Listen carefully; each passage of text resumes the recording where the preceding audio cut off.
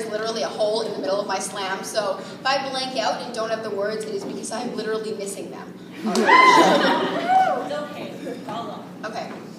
Everyone is wrong about us is the first thing that is said to me when I am wheeled in at 6 p.m. on a Thursday night. It is exactly what I pictured a psych ward looking like. Everything white and clean, everything literally drilled into the ground, everything staying the same.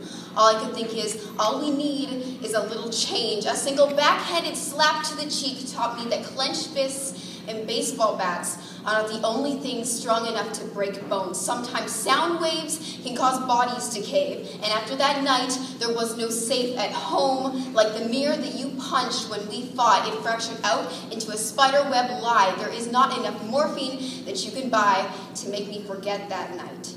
Everyone is wrong about us, she repeats. The girl standing in front of me, dark hair, dark eyes, her failing disguise begs to be listened to. Everyone is wrong about us. And so the next 24 hours go, her telling me exactly how they're wrong. She says, they call us the delinquents, the skippers, the drinkers, the out-of-turn speakers. We are the ones who swear in front of our teachers and accidentally in front of our grandmothers. We are the screw-ups and the depressives. We should all just stay away. We are the kids your parents warned you about on your first day of high school, but they are wrong, she tells me. We are the sane ones. I should clarify that this is coming from the girl who at night was locked away in her room screaming for the voices to stop eating her fingers somehow. Every morning, she always woke up with all 10 still intact.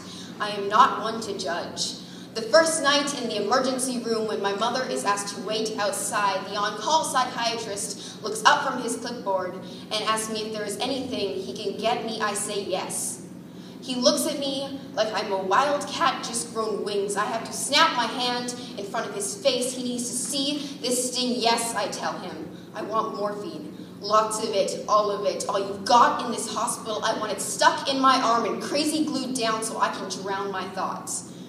There is a long silence before he looks at me with sad eyes and says, who says your thoughts won't learn how to swim? 11 days pass. I have not eaten in 5, and the psychiatrist was right. Thoughts are damn good swimmers. Despite my mother visiting every second day and the camera seeing through my bones and clothes and whatever else I try to hide myself in, no one has asked me to eat, except the youngest person in the ward, Benny. He is 12 years old, plagued with OCD and ADD and anxiety and whatever else the doctors can fit in his file. He sits across from me worried. He tells me, you have not eaten in 5 days, 11 hours, and 13 minutes. He says, I have been watching. To be honest, at first I'm creeped out. But the look in Benny's eyes is the same my father wore when I refused to eat my birthday cake more than once. I have given up, and for that I am sorry. Benny leaves crying, and I ask the closest nurse why.